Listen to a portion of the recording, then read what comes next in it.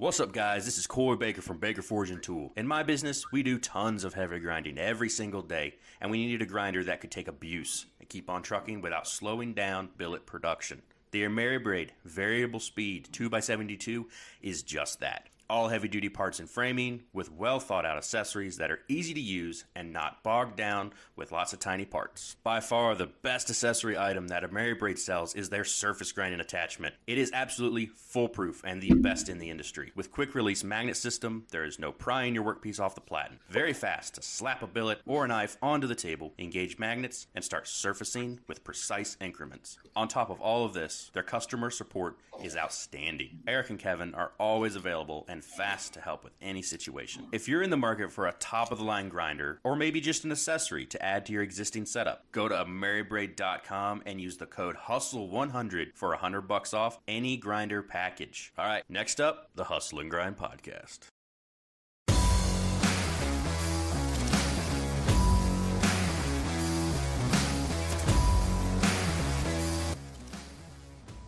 What's going on, everybody? We're back again. You got me and Noah, just as usual. And this week, we've got the man who's died in every film, Onur Caglar. How's it going, buddy? Thanks for having me on here. I've been super excited about this episode because your YouTube page is basically like every 8-year-old boy's dream. Yeah. Like, you know what I mean? You make cool weapons and stuff, and then you basically just get to do what all of us wanted to do when we were 8 years old and destroy stuff. When I was younger, my mum stopped me. Like she was always one of them mums who didn't like me having knives, and she didn't like, well, not like real knives, but toy knives, toy guns and stuff. So I think that's maybe where it's come from. I'll blame my mum for that. I feel that I wasn't allowed to have knives growing up either. Well, I was until a certain point. Then an accident happened, and then after that, no more knives for Ryan. So maybe that's why we lean so hard into it now.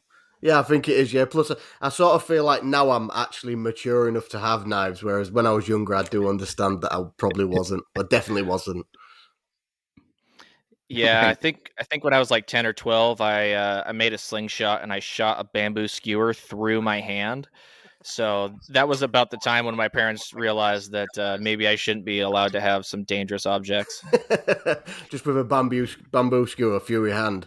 Yeah, I'm thinking. Well, I made an arrow out of it. Like I put like feathers, it's like fletching on the back end of it and everything. And I just wasn't really thinking about how far back I was pulling it, and it went past the Y shape of the slingshot, and it just went shunk right through my hand, and that was a fun day. Yeah, I was gonna make for a video. Have you seen that? It's like a slingshot, but you get the darts for them, don't you? Yeah. I can't think what I was gonna make one of those, and then I was watching videos on YouTube, and then like obviously like all the algorithms work together, and a video came up of someone who shot through his hand by accident, and I was like, yeah, I'm not making that. Like it looks so, because he'd done that, like he shot it, and because it's a little slight hook what hooks over the elastic, it had stayed on that hook. So it had come, and then it had somehow hit him like right in his hand, and I was like, that's a bit too dangerous for my liking, yeah. Oh no, come on. You could do it better though. Come on. Just a bigger spike. Yeah, that's all you need. I mean, come on, you made a whip sword for crying out loud. You took a piece of cable and attached blades to it. I mean, how is that less dangerous than a freaking arrow slingshot? In fairness, it's not the most dangerous thing I've made. I think that I did the like the flail axe thing, which I copied off someone else. I did that, and that was one of them where, like, after I'd done it, I'd filmed the testing of it, and at one point I swung down to hit something, and it bounced. And it came like right near my head, and I was like, "Fucking hell!" And I thought, "Yeah, I wanted the testing of that over and done with." Like, I think it was a real short testing. And I was like, "I definitely not. If the footage is shit, like it's just not getting tested again, because that was just way too dangerous for my liking." Almost as dangerous as like a chuck key. Yeah. Oh God. Oh, not as dangerous as a chuck key there. Nothing's that dangerous. People have seen people die. People have seen them wing through walls. There's just no stopping a chuck key if it's in a lathe, ever. Even when it's not switched on, dangerous.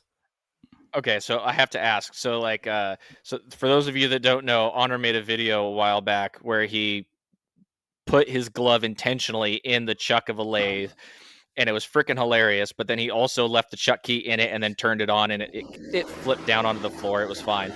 But while you had the glove chucked into the lathe, it looked like there was a couple times where it like almost maybe drew your hand into the lathe. Was that actually the case, or were you actually ever like slightly puckered when you're doing that? No, what was happening was I couldn't get, because what I should have done really was put like a bar, for the glove to wrap round, but I'd put the glove in the chuck, so I was trying to get the glove to catch, but then because it's the chuck what I've got's pretty big, so like it was wrapping on one of like the chuck jaws and then slipping off again, and it was like, so I'm like moving and trying to get it to wrap round. I didn't think of it till after, but I thought I'll film this now. I ain't doing it again. I can't be arsed. But yeah, like when you watch it back, because I'm doing that with my hand, it looks like I'm sort of like scared, but I'm like concentrating, like with my tongue out or something. You're just you're trying to get it to catch, which is the opposite of what most people would think. Okay, all right. So you actually just said, okay, so obviously there's a big difference between the America and the UK. One of the things that I've always wondered, when like you were just saying, like you'd already filmed it and you can't be you didn't want to do it again, is it you can't be asked to do it again, or you can't be arsed to do it again? Oh, sorry, yeah, can't be asked. Yeah, your bum like can't be asked, not asked. Okay, so I don't. Yeah, I never really thought of that. It's the accent. Asked. I know, and I watch a lot of like Top Gear and Grand Tour, and I listen to your podcast all the time, and I've always wondered, is that I can't be asked to do it, or I can't be arsed to do it? What is it? What do you mean you can't be arsed to do it? What does that even mean? It can't be bothered. Is bothered? Right. I know that's what it means, but I don't get why the word ass is in there. I don't know. It's understand. Just like it's probably generations old. There's probably like a meaning behind it. Okay, all right. Well, if a listener out there has any idea where this phrase came from, you need to shoot me a DM and let me know, because I'm curious. I'd never really thought Speaking of accents, so I was thinking about it, and in the UK, you got, like, here in America, we have accents, but we're all spread out. We have a lot more distance between us. You guys are really packed on top of each other. Yeah. And like, I watch MMA like religiously. And, you see like Paddy the Baddy, Darren Till, Michael Bisping, all these British fighters having different accents. Yeah. Is there like, can you break that down? Is there like, how many accents are there, and are they all named? Like, do you guys... Yeah, I mean, to be honest, I'd probably say that side of England, where like Liverpool, like Darren Till and Paddy Pimblett are from Liverpool, so they've got that, like, it's a Scouse accent, and then Michael Bisping's from near Manchester, and it's like a Mancunian accent. I can't think of I don't know if it's Chorley or somewhere, but they're pretty not close together. But in regards to America, they're probably like, like they're not very far away at all. So it is pretty strange to have like such a wide accent variety in just a small area. Because then you go to somewhere like Burnley, which is not far from Manchester, and they've got like I'm from Burnley, like a real broad accent. So that, like, I'd say like that side of England, there's in just a small area, there's quite a lot of different accents. And even like I'm from Yorkshire, and even in Yorkshire, different parts of Yorkshire, the accents differ. So like I'm from North Yorkshire, and people from West Yorkshire's accents will differ quite a lot to North Yorkshire. But I mean, from me to West Yorkshire is probably about 70 miles. So it's strange. But then I suppose, yeah, it's not far. Yeah, like the next. So I live in Scarborough, and the next city over from me is Hull, and that accent, like their accent is vastly different to our accent, and I mean Hull's probably 40 miles away, so it is really strange. You don't think of it until obviously you speak to Americans, and they're like, I mean, yours are like statewide, aren't they? And that's probably the size of England, just one state. So yeah.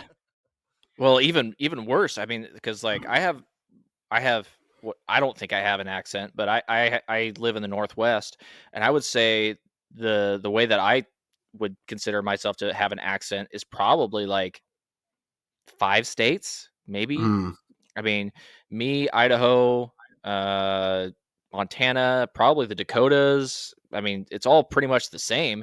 It's, you have to start getting over into like the Midwesterner accent. Obviously, Ryan has that wicked accent from up there in the Northeast. You got the couple different Southern accents. But I mean, we're talking like my state, Washington State's probably the size of close to the entire UK, I would think. yeah.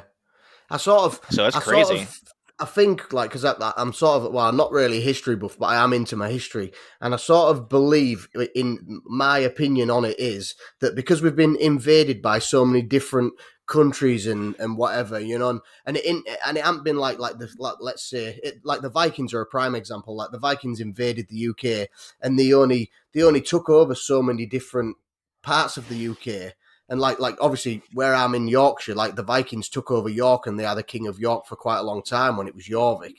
So I'm assuming that's probably why you're getting a lot of accents in. Because I mean, there's probably not one, as much as like you get these people who are like, oh, I'm English and I'm proud of it, and I think you're not English, are you? Because there's probably not one English person who exists ever, because we've been invaded that many times. The people who were actually brought up here and lived here when it first began are long gone. We've been bred with what there's the Romans, the Vikings, the Saxons, there's everyone. Do you know what I mean? We're just a little island just getting raided by everyone. Yeah, and back in those days, you guys considered yourselves all different people too. So there was like Wessex, Northumbria, Yeah, Wales, Ireland, Scotland, and you all considered yourselves to be different. Now we know through DNA that we're all the same, and we yeah, just interbreed and whatever. But yeah. that's probably got a lot to do with it, because I'm in New England, and uh, our accent differences are a lot closer together. So you got like Maine and New Hampshire, where we've got the traditional like Maine accent, and then you've got Bostonians, New Yorkers, and New Jersey people who all talk differently and yeah, equally annoying. And then you got, and then once you get into the South was mainly, they say that the Southern accent, like that Southern drawl, yeah. is a derivative of the upper crest British accent. Uh, Like who would be a good example of an upper crest British accent? That guy from prob- Top Gear. Jeremy Clarkson. he's from Yeah, the York. big He's from goofy looking one. Yorkshire, Jeremy Clarkson. Believe it or Is he? not. Yeah. Yeah. So your accent.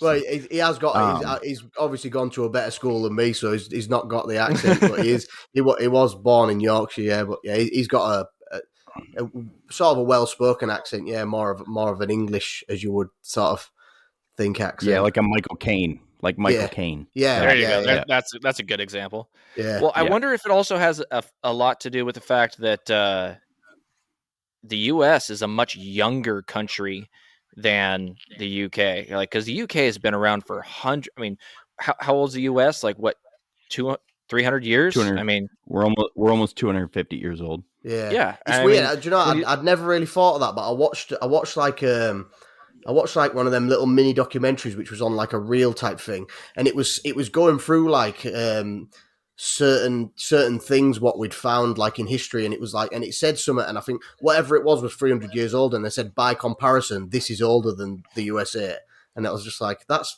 crazy when you put it into perspective. But obviously it isn't. But as far back as we could trace back, like it's the sort of the history and stuff, like traceable history is. But yeah, it's it's oh it's, yeah. it's Well, I Yeah. mean, crazy. you go over to Europe. I've never been to Europe, but I have family members who have, and I mean, they're going and they're seeing buildings that have been there for hundreds and hundreds and hundreds of years. Some of them Yeah, thousands, because I have family members that have gone to Rome and stuff.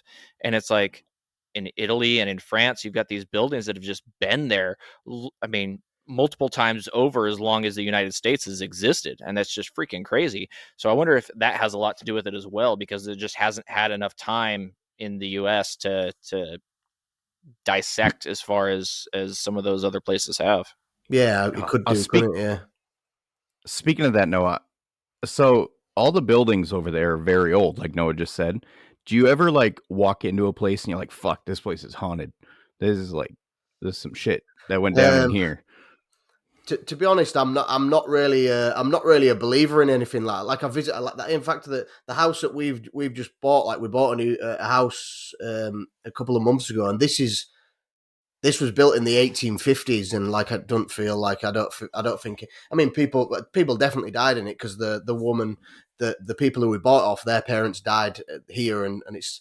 Yeah, I've never really. In fact, the last house we bought, someone died in that. We love buying houses off people who've died for some reason. But yeah, I mean, I went to Auschwitz in Poland as well, and loads of people said to me like, "Oh, you get a funny aura in that." And I went in there, and I went in the gas chamber where they all and like you go in the gas chamber with the guide, and they'll tell you, like, all right, when we go in, you've got to go in and leave with me. And I waited till everyone had gone. I stayed in there on my own for a bit because I thought, I just want to get a feel for this. And I looked and I thought, no, I'm just not really getting that vibe that everyone was saying, like, oh, it's a funny aura, it's a funny vibe. And I didn't get it anywhere. So it's maybe like my sort of skepticism, but yeah, my missus is different. She was like scared when we moved in this house. She was like, what if there's a ghost? And I was like, well, what are they going to do? Walk through us? Like, well, I don't really know what a ghost is going to do.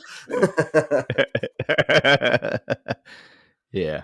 And if there was anywhere in the world that you would feel that aura, it would be Auschwitz. Oh yeah, sure. Definitely. Oh, no. That's why when people said it, that's why I wanted to witness it, because obviously when you're in a big group, you're not going to get that vibe. Well, I wouldn't definitely get a vibe when I'm in a big group because I'm just plodding along and I'm too interested in stuff. But yeah, so I thought, right, I'm going to stay in here on my own and look, and I was just like, no, I'm just not getting that. I'm not feeling any sort of. I mean, I think the only thing you feel is like just to sit in there and think and look and be like she was like 400 people fit in this room. I mean, we were in a group of 20 and it was full enough with 20 people in it. So, and she was like, yeah, 400 people were in this room at one point. And that's the only sort of feeling I got, like, Jesus, how the fuck did they fit 400 people in this room? Holy fuck. Yeah. Well, that's crazy. My ancestors are from Tamworth, England. Yeah. That's down... Not south, yeah, down. It's pretty much near Wales, sort of towards Wales direction. Oh, yeah. So I'm almost Welsh. You've probably got about maybe about 100 miles away from the Welsh border, but to me, it's okay. towards Wales direction. Yeah. In fact, it's probably. I've always wondered about England. that. I've looked into my ancestry quite a bit. Yeah. And half came from Tamworth and the other half from Ireland. And it's interesting. How does that work for you guys? Like, do you guys have your own version of ancestry.com where you can go on and Yeah, well, we've got. I think we've just got ancestry.com, but there is lots of stuff like that. Yeah, where you can trace stuff back. I mean, I've got like my mum's from Wakefield, which is West Yorkshire, and my dad's from Turkey, so not even from England. And then it's sort of like, I think, like, as well, as you look into the family slightly, it spreads right out. Like my stepsister, who's got the same mum, different dad, her granddad was half Scottish and half Irish, and then as you go further and further, like, it spreads even further out, and it's not even that many generations back that it spreads so far out, and it's just, I mean, it's another case of that, like, just the interbreeding and just spreading everywhere. Yeah. Huh. I've always wondered, how do Brits view Americans? How do you guys view us, being that we, like, broke away from you? I don't know, like, I sort of, like, I don't think we sort of, it's weird, isn't it? Because obviously we did have the big war, but I think, like, because so much other stuff has happened since then, it's sort of forgotten about. And I guarantee if I went into the town now and asked people about it, people wouldn't even know. Like, if you ask people about any of even some of the generals, or which everyone would really know about, they probably wouldn't know that they're not that. It's not something we're taught in school. Like, you get taught stuff about World War I, World War II, but anything further back than that, it's sort of like just left in the dust. And I think that makes. Yeah, sorry. Go ahead. Sorry. I was just going to say, like, a lot of the English people that asked, like, obviously that I know and I'd speak to, like, I feel like the English as a whole get on with America as a whole. It's we're sort of like intertwined for some, like, it's strangely even with the history, like it's sort of forgotten about. And like Americans will always say, "Oh, I've got family in England," and then England will be like, "Oh, yeah, I've got family over in America," or like, "Oh, we love America," and stuff like that. It's always like there's always like where people are like, "Oh, I've got a Scottish uncle. He's cool," No one cares. No one cares about Scottish uncle. What about Australians? Because that's where you guys used to put all your criminals. Like, Yeah, is there anything there? Nah, that's where all the bad guys came, and then people like Toby come back over, and we fucking just want them to go back again, don't you? Just fucking stay there with your spiders and fucking deadly animals. That's where you should stay. That makes sense with the Revolutionary War, though, because that was the only war fought on our soil. So Yeah. to us, it's like something like, but over there, like, yes, we fought with you in World War I, World War II. But you can't I can't go dig in my backyard and find an unspent World War II shell. You know what I mean? And guys are finding mortars in their backyards in the UK all the time, or bombs that penetrated into the ground and didn't explode. And you're out there trying to plant tomatoes. Or like the fake news that we had last week or the week before with their World War II unspent shell that penetrated something else. Oh, yeah, that was gross. That was caca. Yeah, we like obviously we've still got remnants of the wars. Like even in Scarborough, we've got because Scarborough during World War, I can't remember which one it was now, was quite a prominent place because we had the fucking hell, my mind's going blank now. We had the device, which the coding device here, and we had like a listening station, which we still have a listening station now. So there was loads of we've got loads of bomb shelters and all sorts of stuff going along the coast. Obviously, with it being a coastal country, obviously facing towards Europe as well, it was pretty well protected and whatnot around there. Not that I don't think we got like a few bombardments and stuff, but I mean, no one wants to go to Scarborough. People don't want to come to Scarborough now. They're not going to come. Hitler's not like, oh, let's go to Scarborough and attack there. It's a shithole. like you have his binoculars out, his planes flying over and going, it looks like it's already been bombed. Yeah, just leave it there. Fucking go somewhere else. That's a riot. I've always wanted to go over there. It seems interesting. I like old stuff. Yeah. And here you notice like people in Noah's area, because it was settled much more recently, there isn't like antiques like there are over here in New England. Like in New England, you can walk into an antique shop and there's a 300-year-old table sitting there, or like an anvil that somebody 200 years ago was making, horseshoes on or whatever. Yeah, I've got a piece of like old, I don't even know what this is. Hold on, I'll show you. We do have like some World War II bunkers and stuff over on the coast. There's all kinds of forts and stuff that were built during World War II to kind of protect the coast, but they were never really used. So you've just got like all these unused forts that you can just go and visit that never saw any battle. They're just there. There's giant concrete bunkers and stuff that were made in case something happened, but nothing ever did. Well, they did after World War. I can't remember which one it was. They mounted the defences along the coast, didn't they? Because they thought that England was going to try and invade them while they were at a weak point or whatever. It's but England's like, come on, we're friends. Listeners won't be able to see it, but the YouTubers can. My coworker was mowing his lawn. The hell is that? I don't know. It's all hand forged. It's old as fuck. I just cut myself on it. This is brass. Oh, it's brass. I mean, to me, it looks like some of what you'd have with horses, like especially if you're saying it was brass. Yeah, like some horse, like something to go like on a carriage or something. Yeah, he was mowing his lawn and fucking sucked something up and climbed under his mower to pull it out, and it was this. He's like, "You want that? It's got a piece of brass on it." I was like, "Sure." Why not? Brass, fucking right, yeah. I've got a piece of wrought iron that when we dug out my backyard, we found in the ground. It was probably 7 feet in the ground. Fucking hell. And just a big wrought iron square axle just out of nowhere. You can't beat finding wrought iron. I do like wrought iron.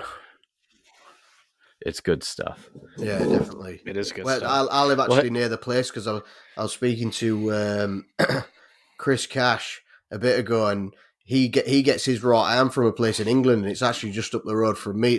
I think it's like one of the only places now where I've been to the yard. I need to go again actually and do like a little video like in the yard, and they've just got mounds and mounds of like anchors, old chain, and just axles and all sorts, and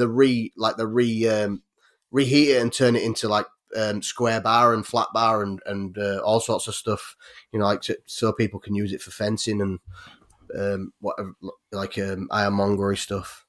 It's a really cool place. If you're into that sort of stuff, like I took my missus and she was like, "It's fucking shit." So like, it's cool, mate. Look at it. There's loads of metal. Look at that anchor. Look how big that chain is. I don't give a fuck, mate.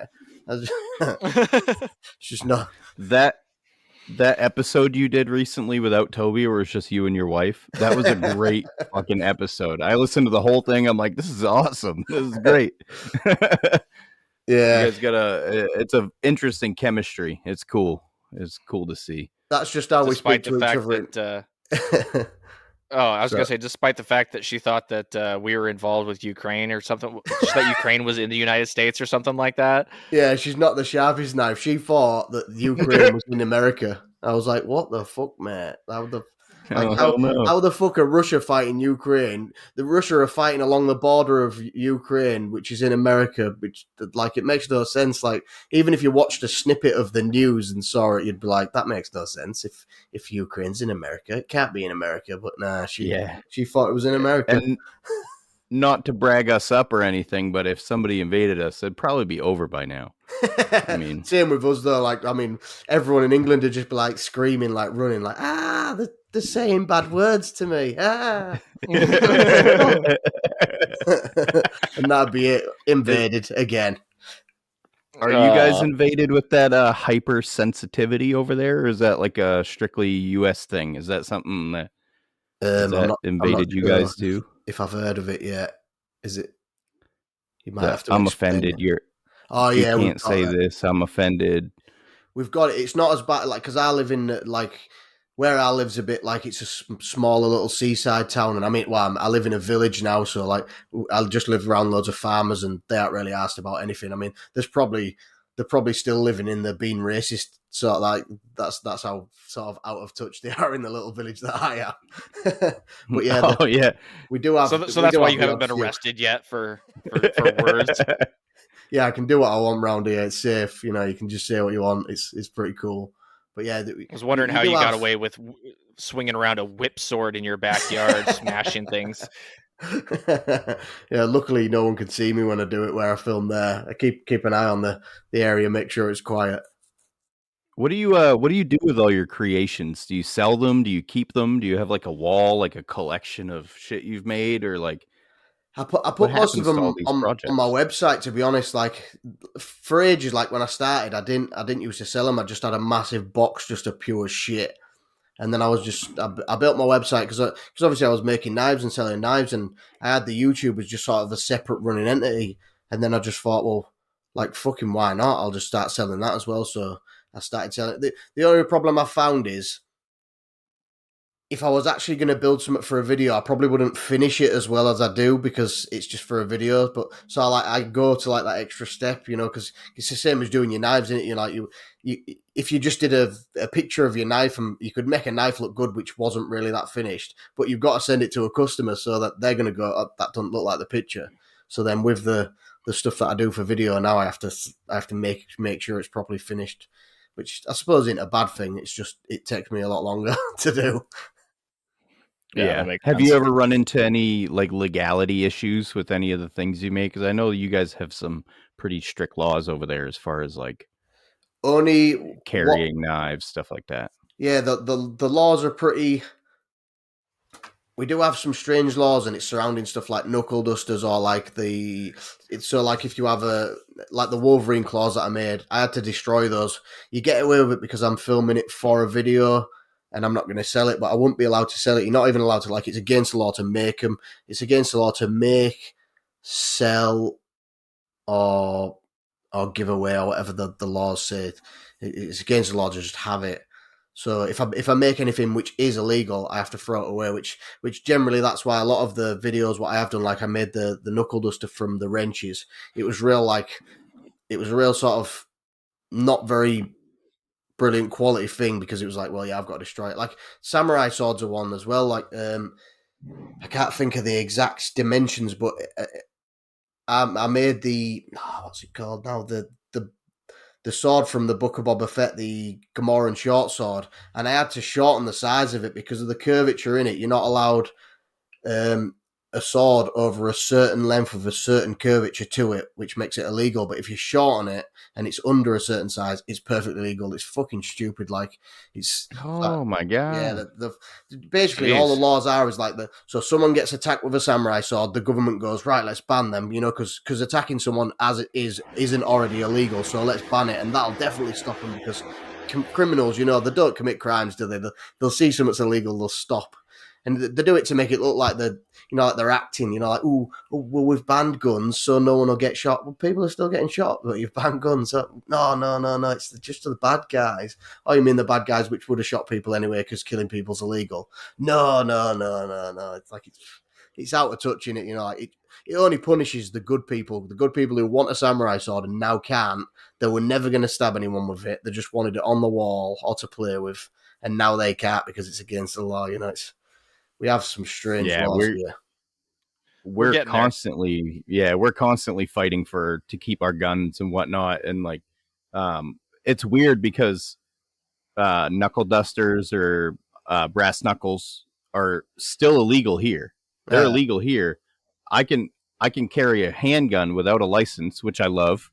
Thank you, government. Freedom. But what's the if they get close enough where I can't pull my gun, how come I can't just hit them with some brass knuckles? What's the fucking That's difference? what I mean. Like the laws make no fucking sense, and it is just people who are out of touch with reality. Like they've sat in the high chairs with all the slaves working for them, doing everything they want. They don't even cook their own food. Like they're so rich that it doesn't fucking matter. They do whatever they want, and they don't have a fucking clue. They're just like, let's ban that. Yeah, that'll stop that, but it won't stop it. Like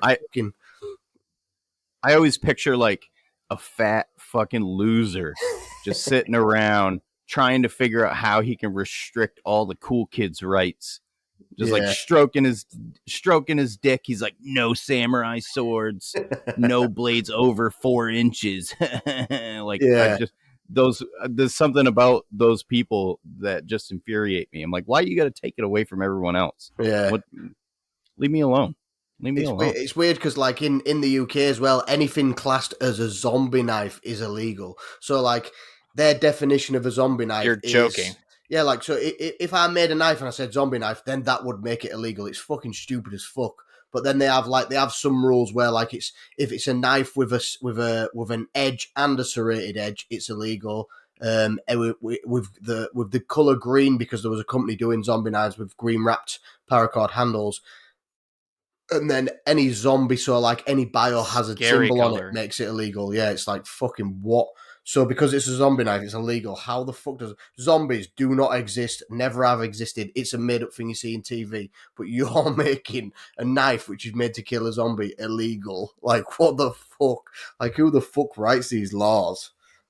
Yeah, you can't have an arrow that will penetrate a dragon because maybe someday there'll be a dragon. I'm going to go make a knife with a green handle just because of that. Well, that's another thing what I find strange. So like obviously zombie knives are illegal. There's stuff like a cane sword is illegal because it's a hidden knife. But then you can have a crossbow easy. You can have a bow and arrow easy. But then we have so air rifles. You have a restriction on them where I think it's 14 foot-pound. 12. You're not allowed over 12 foot-pound. You have to have a gun, like a firearms license, to have over 12 foot-pound for an air rifle. So, but I'm just like, so you can buy a bow and arrow, which is way over 12 foot-pound. That's fine. But an air rifle, which fires a tiny little pellet and probably hasn't killed as many people as bow and arrows has in history, like the fucking laws make no sense at all. Yeah, that's nuts. That's good. And Noah and I were just talking about all the guns we own before you hopped on. We can't even own BB guns. Like they've all got to be painted like bright colours now. The the BB guns, unless you do the airsofting, they can have the normal colors, obviously, because they're like pretending to do whatever they do. But yeah, the ones what like if I went to a shop and bought one, it'd have to be like a bright blue or a green or a yellow or whatever. You can't have, like, you couldn't have a black one because of. Do you think there's ever any hope for you guys to like reverse the silliness? I Do you don't think there like is. maybe No. I feel like it's gone too far. Like always when I was younger, because I've always been interested in guns and stuff. Like it's just, I mean, it's a male thing in it. You know, like we've got testosterone running through our veins. We want to see women's boobs and guns, and that's it. Like that's all we give a fuck about. You know, like it's our thing. But yeah, I just think we've gone too far. Like because you know, like, I mean, I'm not a conspiracy theorist, but I feel like certain things that it's not put there on purpose, but they'll push it in the news and make it more prominent on purpose to make it look bad. Like at the moment, like because obviously we had a shooting because we had guns, not as common as you over there. We had guns and it was pretty not easy to get them, but it was easier than now to get them. And then there was a shooting. I think a guy shot his mum and then shot a load of people somewhere, and then they banned him after that. And then it's sort of going that way with knives. Like they made that story really crazy, you know, like it was just everywhere. And they're doing it with knives now, so you're getting like stabbings everywhere, like all over UK, which is it's not as much as, like, I did research and I can't think what year it was. I think it was 2021. There was more people killed with traffic cones and bricks than knives, but you don't see any of that in the news because they want to sort of restrict the knives, they want to ban the knives, and I don't know why, but they'll put it in the news and make it seem like knife crime's a really bad problem. Like knife crime's not as bad a problem as assaults is. You know, like more people get assaulted just fighting, drinking. Why are you not banning alcohol? More people like are killed through drink driving, fucking fighting because of alcohol. Like, I mean, alcohol is probably the biggest thing for any sort of crime, really. Like, people commit all sorts, but you know, you're not banning that. You're trying to make knives look like the bad guy. It's fucking, or driving and drinking, or you know, there's tons of ways that people die there. Here in the United States, medical malpractice is one of the biggest killers. You know, really? People, I think it's something like 70,000 people die a year in hospitals because of, you know, wrong prescription or just random surgery gone bad, things like that. That's actually a huge problem here, but nobody ever hears about it. Because it's just because it doesn't suit, does it? You know, like, oh, well, how do we restrict that? And that's not restricting the common man. I mean, I'm not like a political guy, and I mean, I don't really care. Like, I'll pay my taxes and I'll get on with my life and I'll stay within the law and I'll do whatever, you know. Like, I just want to live like my life however I live it. But the way I see it is, it's just a massive control thing, and I've said it like on the podcast with Toby like numerous times. It's just a control. So you've got like people who are rich, they want to be rich, they don't want us to be rich, they want us to stay poor. And years ago, like, which is another reason why I like studying history, years ago, like, people were really religious so they could use the Bible to control people, you know, like in the, like, let's say, even like Viking times, church days. Yeah, like, and like the Crusades and stuff like that, they control people with the Bible, you know. So like, you've got control, you know. Oh, if you do this, you're gonna die and you'll go to hell, or you'll do this and you'll go to heaven. There's the control. Whereas now people are as religious, you know, like, it's sort of not dying. I mean, there are still plenty of people religious, but not the overall mass population. So then how do the controls from there? You know, like, it's putting more laws in place, restricting stuff that we do, and it's a control thing, you know, like, and I see everything as it's a control from the higher, from the government, because they want to keep, at the end of the day, they want to keep in power, they want to do what they do, they want to make all their money while we just do as we're told, and that's it. And yeah, it's a strange thing, and that's exactly why I think that the laws are put into place as well, you know, like, it's fucking weird. I can't remember who said it. Somebody said it to me one time that made perfect sense. The peasants can't come at you with pitchforks if you take away the pitchforks. Yeah, that's it, so isn't it's it? Like, it's like, that's like it in basic terms, and it's like, how do you simplify that? That is exactly, that's what I should have just said, and it had taken me about 2 seconds. Yeah. They don't necessarily have to ban anything. They just have to ban your ability to buy it. Yeah. One of my clients is in Australia, and we were talking about guns one day, and my wife bought me an AR for Christmas, And I sent him a picture of it, and he's like, "That gun would be $15,000 here." I was like, "Yeah, it was $350." That's crazy, that, isn't All right, so But before we go a little too far down this this hating government rabbit hole here, let's hear from one of the people that's sponsoring this conversation about how much the government sucks. yes, he's also in a country where they're trying to pass tyrannical laws. Maritime Knife Supply up in Canada. Hustle and Grind is sponsored by Maritime Knife Supply. Whether you're looking for steel, abrasives, handle material, forges, epoxy, or anything for making in general, Maritime Knife Supply has you covered. And in the US or Canada, they ship faster than the great Cobra chicken goosesses that their country is known for. Go to Maritime Knife Supply, and when you buy a 10-pack of belts, get 10% off. And tell them we sent you, eh? Eh? But let's switch gears here for a second. Noah, did you have this or that lined up? No, I don't have. No. I just because of the fact that Honor's from the UK, and he told me that I could blame him for this. We don't have any games lined up today, and it's just because the difference. Like we can't do Florida Man because I always thought Florida Man was world renowned. Well, see, here's the question though. Like, is there a place in the UK that is like our equivalent of Florida Man? Because like, so basically here in the United States, anytime there's a crazy story, like, shoot, I read them every week, but I can't think of an example right now. Man high on meth crashes through a freaking Arby's and then gets out and attacks one of the customers or something like that. Just like random, like weird stuff. The guy did a beer run carrying an alligator. Right. Yeah. He like runs through a mini mart carrying a live alligator to do a beer run. Is there a place in the UK that is like your guys' equivalent of Florida? To be honest, it's probably, I don't know, because like stories like that, for some reason, like, I mean, our news is probably more political than anything else. They don't really publish many stories like that. Like, our stories are real shit. Something like fucking Margaret went on holiday and they said no, she couldn't have free meals. She was all inclusive. She is shocked and saddened. Like, that's the fucking shit. Bullshit. Like, you look at it and go, why is that even news? Like, no one gives a fuck about Margaret's food. Like, she should just back on. Fuck Margaret. Yeah, fuck her. She probably could use to miss a meal. Yeah, just a picture. Oh, in fact, there was one where it was a woman and she was fucking absolutely massive, and it was like she was doing like she was going on about her benefits where she don't get paid enough off the government because she was like, oh, the government don't pay me enough. She was fucking massive, like really fat. The government doesn't pay me enough. some months I can't afford to eat, and like all the comments were like, yeah, she's full of shit. Like, how the fuck do you get that fat if you can't afford to eat some months? Like, you could live off that fat and not eat for fucking years. Ah, yeah. One second, I'll put my light on because it's dark. I've only just realised. Okay, Noah just wants to.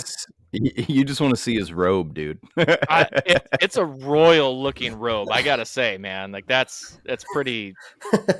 Is that a Deadpool robe? Yeah, it is. Yeah, this is my missus got me it for Christmas, and then this is actually my missus though, because she wore mine. And she's like, it's fucking comfy as fuck. So then she bought herself one, but then hers is like shorter, so it's fucking boiling in here as well. I can't end up naked at the end of this.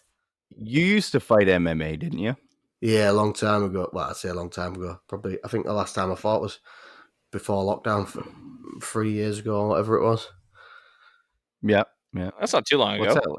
As a fan, so I've made knives for a bunch of UFC fighters and stuff, and because I'm a fan, but I'm a fat fuck, so it's like I wouldn't last 15 seconds. Like I have no cardio. I'd have to knock them out in the first 10 seconds, or I'd be screwed.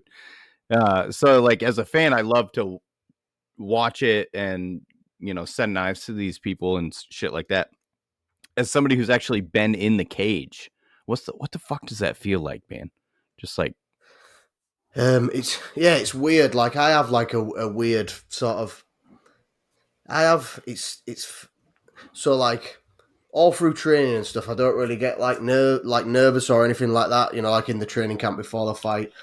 But then when I'm in the changing rooms before the fight, warming up and whatever, I sit there quiet. Like people always used to say to me, like, "You're always the fucking gobbiest guy in training, always chatting shit everywhere," and then they're like, "You fucking sat there quiet." And like my coach Danny, he's just like, "Yeah, that's what he does. Like that's his thing." And I'll just sit there and I'll be fucking nervous as fuck. And it's like I'm sitting there and my mind's just like, "Why are you doing this? This is fucking stupid. Like this is the worst. This is the worst thing you could do. Like I don't want to do this." Well, but you're gonna have to now because everyone's here. And then I get those nerves, even like, so I'll get to like, right, you're called up, you get your fucking hands wrapped and everything. I mean, I'm fucking shaking, I'm fucking nervous. And then as soon as my music starts and everyone's looking at me and I'm walking out, it's fucking gone. And my fucking nerves are all gone, you know, like I just don't give a fuck. And then once I get in that cage, I sort of feel, I'd never really had that where I'm in the cage and I'm nervous. I'm just in there and I'm just like, that's it now. Because I sort of see it as, before your music starts, you can go, you know, like you can go. So maybe it's my nerves going, just fucking go, just go. But once you stood there and everyone's looking at you, you can't go. You're fucking there and that's it. Like everyone's looking at you now. You're committed. You can't run off. So like they just all seem to just disappear. But yeah, even when I'm in the cage, it's sort of like, I suppose that's why you do all the training and stuff. Though you do all the training like with training a cage and stuff, and you do it for that time. And I used to enjoy it. I used to enjoy the training. I used to enjoy the fighting. I'm just fucking too old now. I'm too busy. Yeah, they say that's a young man's sport, you know. Definitely. You hear stories about like Michael Bisping, for example, who fought 9 times and won the championship with one eye. And Yeah. and I don't know how in the fuck you're going through all those doctors and fooling every one of them that you can see out of that eye. Crazy, isn't But it? I think it's like a once in a lifetime fluky thing that happened. Like I feel like you put 10 fighters from the UFC in that same predicament, and only Michael Bisping gets through that. And I sort of see it as like, because like all through his career, he's not really been the best at anything. Like he came up being a striker, you know, like he was a kickboxer before, he'd done loads of kickboxing. And he's never just been that guy like where you'd go, fucking Michael Bisping's real good at that. You know, like he's just like, oh, he's a brawler, you know, like he's an English guy. But what he does have is he have that mental toughness, and he has that ability to he wants it more than everyone else. I mean, like him versus Luke Rockhold is like a prime example. Like, yeah, he knocked Luke Rockhold out, but it was the fire inside him what made him want it. And then, sorry, not Luke. The fight where it was Rockhold. Yeah, I'm thinking of the Anderson Silva when he fought Anderson Silva. The fire in that one. It's the same for both. Like obviously there was a fire and he fucking took Rockhold out just pure like fire. But the one with Anderson Silva is the one where it shows more prominent because Anderson Silva put him down, but it was at the end of the round, wasn't it? And Anderson Silva, he's up there and he's fucking buzzing and he thinks it's over and like, no, it's not over. It was the end of the round, you know, like, and then Bisping comes out and fucking wins it, you know, like, and it's, most other people would just be fucking squashed at that, you know, like, you know, like I'm fucking rocked. I've pretty much lost there. I'm going to come out this round. He's going to finish me, but not Michael Bisping. He's just got that mental toughness where he came out and he fucking won the fight. And it's a once in a lifetime sort of thing to happen with that sort of process of events, I think. Yeah, and he's a super intelligent guy, which I'm sure helps. You know, if you're just a brute and you have no brain power, somebody like Bisping or like nowadays, you know, Israel Adesanya is a super cerebral fighter. Yeah. Those guys are going to steamroll you. Bisping, he's got the brain to back up his brawlerness. I actually sold a knife to his co-host on their podcast, Anthony Smith. Yeah. And it was so surreal because it was the first fighter that I didn't harass into letting me send them a knife. You know what I mean? Yeah. He reached out to me and like we talked, and it's like, it's so cool to like talk. I'm a grown ass man. I'm almost 40 and I'm talking to these guys and I'm like idolizing them. And most of them are younger than me. And I'm like, you know, it's kind of weird at the same time, but Bisping is awesome. I'd love to meet him or even just make him something someday. Luke Rockhold got his fucking teeth knocked out last night. Yeah, I've seen that, yeah. I mean, I knew it was going to happen. He's always been a bit of a chinny fighter, and I thought, the guy with a bad chin going to a fight in bare knuckle boxing is probably not the best idea. No, against Mike Perry, who's like a legit Florida man. He's the epitome of Florida man. Yeah, he's He's batshit like crazy, isn't he? he's nuts. And Yeah. there's a video of him online knocking out an old guy in a restaurant. It's like the guy got in his face, and I'm like, don't do. Oh no, you watch those videos as somebody who knows who Mike Perry Yeah. is. You're like, don't do that, dude. Do not do that. Yeah. He didn't know who he was. Everybody watching knew who he was. It was a bad scene, but Chad Mendez, that was a good. Did you watch the fights? I haven't watched them. No, I've not watched them yet. But yeah, I do want to sort of watch the Chad Mendez one. Chad Mendez is another one though. Like I do like Chad Mendez, and I liked him when he fought MMA, and I liked him when he was in UFC. But he was always a wrestler. He was never like a striker. So then for him to come out and the only thing is what I don't like with Chad Mendez is he crumbles. I mean, it's all right me sitting here. I mean, Chad Mendez, if he ever listens to this, he's gonna try and want to punch me in the face. You can feel free. I'm not slagging you off. You know, like you beat me in a fight, but he crumbles under the pressure like he did with when he fought Conor McGregor. You know, like he could have beat Conor McGregor easy, but as soon as you got that one tap on him, he sort of crumbled. So I saw him like going into the BKB thing. I mean, it does look good. Like I watched him hitting pads and stuff, and he's sharp as fuck. But I just don't think he's got that mental fortitude for it. But I only think it's because he's from a wrestling background. You know, he's done all that wrestling that he's got it in that. You know, like if I was just a pure wrestler for so long, I'd have loads of confidence in that, and I wouldn't really have that much confidence in the striking side of things. I'd be a bit, ooh, fucking hell, you know, a bit like tentative, especially if you're going into a pure striking martial art as well. They're totally different too. I mean, like the mental toughness required for wrestling is all physical grind. You're not getting smashed in the face at the same time. Yeah. You know what I mean? You know, you're trying to manipulate another person who's equally as strong as you in the same size. Whereas striking, you're getting punched in the face, kicked in the legs at the same exact time. It's a totally different animal. Yeah. He retired after his fight last night, but he looked fucking good. Oh, did he look good? Oh my God. Yeah, right. and I've talked to him. I made him a knife, and he's a super cool. He's just a bro, just like us. Yeah, he's just a short, stacked bro who punches people. He's like the same height as me, that's why I like him, because he's like the same height as me. Oh, really? Yeah, more people that height. Yeah. Some of the best fighters in the world are that size. I mean, Mighty Mouse is even smaller than Mendez, and he's a freak. Yeah, he's I outweigh Mighty Mouse by 130 pounds, and I'm probably a foot taller than him, and he would literally fucking murder me. Yeah, it's crazy, isn't it? It's crazy because, like I trained at Tiger Muay Thai. I've trained there twice, and I've trained with a lot of the guys who are in the UFC. And some of them, you know, like you go there and you're just like fucking. Who was it? Like fucking Israel Adesanya was there when I trained there with Kai Kara France, who beat another badass. Yeah, and he's like a scary fucking dude. Kai Kara France is a strange one because you look at him and he's not shredded, like he's not big, he's not jacked, and we didn't wrestle, but like a sort of wrestle grappling, so like wrestling to the grappling on the floor, sort of like MMA but without any punches. And I did that with him, and he's like fucking strong as fuck. So I'm fucking trying to get the cunt down, and he's not fucking going down. And then eventually we end up on the fucking floor, and then I'm like trying for a submission, and I can't manipulate him whatsoever. Like he's fucking weird, and he's just real fucking flat, like fucking fast, like a little whippet, like he's just fucking out, gone, fucking moving. I'm just a lazy bastard, and I just fucking slowed the fuck down. Just stay still. Fucking, I'm like a slow grinder. Like I'll go real slow, like to try not to get out of breath. So he's like the epitome of someone I wouldn't like to fight. Especially like he's got like power in his hands as well, because I've seen him hitting pads, and it sounds like a fucking earthquake. Like, who the fuck? He knocked somebody out like his last fight or the fight before. No, he lost his last fight. Yeah, he lost. He knocked somebody out recently. He knocked out, and it was fucking hell. Was it Marlon Moraes?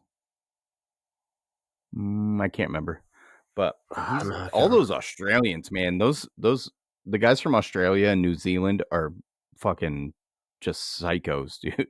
Just on a different level. We actually had Jessica Rose Clark on the show last year, Oh, really? and and she's super cool. And the Aussies, man, they're just a different breed. Yeah, they're real cool to like hang out with as well. Like when we were over there, like we spent a lot of time with a lot of them. I mean, fucking hell, I can't think of the other guy now. The one who's at the champion.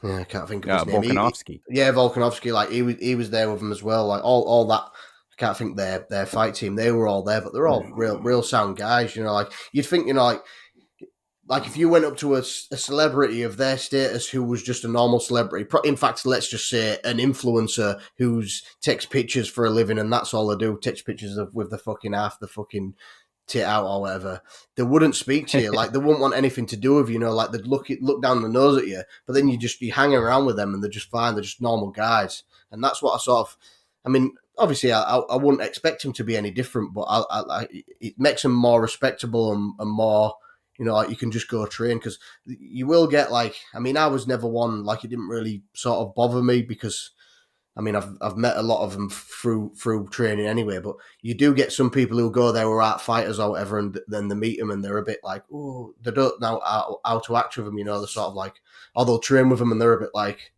sort of scared, you know, but it is pretty nice, like just that they're just fucking normal guys and they don't let it get into the head in it. That's what I'm thinking of. It don't go to the head that they're fucking massively famous. Well, it's easy for you because you're a rich and famous YouTuber, as I've heard many times. Do not listen to Toby and his fucking shit. What's your YouTube following up to now? It's, if you don't mind me asking, 600 and what's it on now? I fucking need to. 680,000.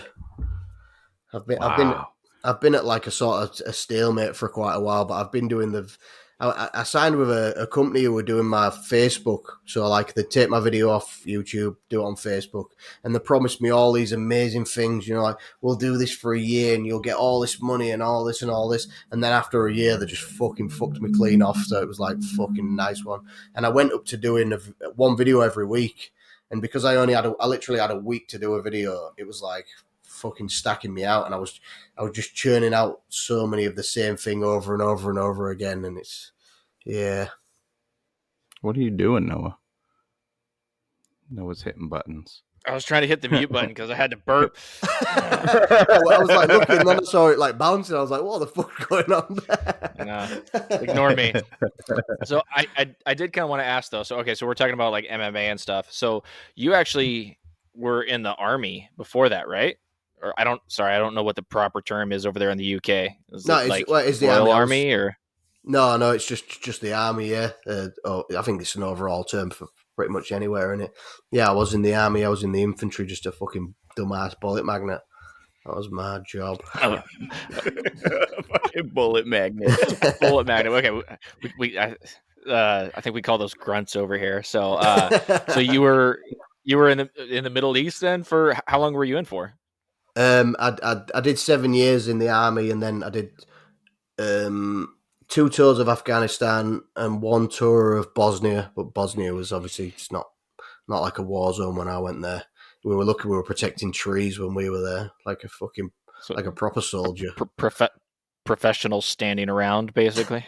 Well, we did lots of driving and stuff because we had to like drive along all the main roads, making sure that the trucks which had trees on had the tags on, because if they didn't have tags on, they were stolen and we had to pull them over. It was fucking weird. It was like the weirdest job I've had in my life, like protecting stolen trees. Yeah, because like they'll people will just go on. It's illegal logging, so they'll go and take loads of logs and fucking sell them on and whatever. So they have to be passed by the government or whatever, and they get the tags. So all the ones which were taken legally, it'd have like these little yellow tags on them. It's just. Did you ever arrest somebody for taking illegal trees? No, not one person. No, not while we were there. Not one person. We did lots of ops and stuff, and I mean, the thing is with that country, which was the most dangerous thing, is that when they had the war, they dropped fucking numerous mines into the country, and they didn't mark where the minefields were. So like you'd be driving in a route and you'd pull the map out and you'd be like, oh, this is a minefield that we're in now. Don't go off the track. And it's like two brown marks in the grass, and you're like, yeah, stay on that fucking track. And that was probably the most dangerous thing that we ever did there, like just driving and eventually hitting a fucking minefield. But I mean, it wasn't that dangerous because I'm still here and I've got all my fucking arms and legs, so... It's truly amazing that you still have all your fingers. So were they like exotic trees? Like, are we talking like rare woods that people were trying to poach? Like just normal like trees, you know, or... like you'd get like anywhere. It's just trees for making logs for you know, like for fencing and for stuff like that. That's all it was. Nothing special or spectacular. Just fucking weird. Okay. Well, okay. So that went on a weird turn there. Okay. So, but my question is that I didn't expect you to be protecting trees, man. I'm sorry. That was weird. So when, like, let's say you were in Afghanistan and stuff like that. So was there any connection between like you being in the army and then going into fighting, or did that like affect the way that your mental load, or like just kind of like the mental aspect of like getting into fighting at all? Well, I actually started training and fighting while I was in the army, but I liked the camaraderie of it, which sort of tied me over from leaving the army as well. But I actually went to because I was always into MMA for years. I watched it as a kid. I remember my stepdad coming home one day and he had the VHS tapes of UFC 1 and 2, and I watched it there and I was fascinated. But then there was never anywhere you could do it. And then we were stationed in Blackpool, where, like, coincidentally, like the Sukata, where I trained at, Mario Sukata was Michael Bisping's BJJ coach at the Wolfslayer. Like, Mario, and that was like part of the Wolfslayer when that all started, before it all like fell to shit. But yeah, so I went there with a few of the lads from work. And I was the only one who kept going back because I enjoyed it and I just wanted to learn it. And I started out by just doing BJJ. That's sort of like all I was interested in. And I did a load of comps and like I won a load of trophies and stuff in comps. But then like it was weird because I was like, I was paying to enter the competitions, to travel for ages, paying all this money to go to a competition, to win it, to get like one of the things, like I went there, I fought 3 people. I mean, like a flying armbarred one guy, and I think I've semi-flying triangled another guy because I'm a fucking dwarf and he was real tall. And I was like buzzing with him, like I've done all this fucking magical stuff, and I got this little medal, and all it was like it was a generic as fuck medal, and they had their logo and they'd put sellotape over the top of it and cut it out of a piece of paper and stuck it on, and it wasn't even stuck flat. Like it was like such a frustrating turn of events. They'd stuck it in the middle, so it had rather than it sitting flat, it had like curled round slightly, and I was just like, why the fuck am I paying for this? So then I just like I'd been to some gyms where I'd messed around like with MMA fighters, and I thought, well, I'm doing all right. And then that's when I started fighting MMA because it sort of was, you know, like it was. I'd then get paid for it. I mean, it wasn't much to start off with, but then I'd get paid for it. So it helps, you know, like give me a reason to actually to do the competitions. Yeah, just like knives.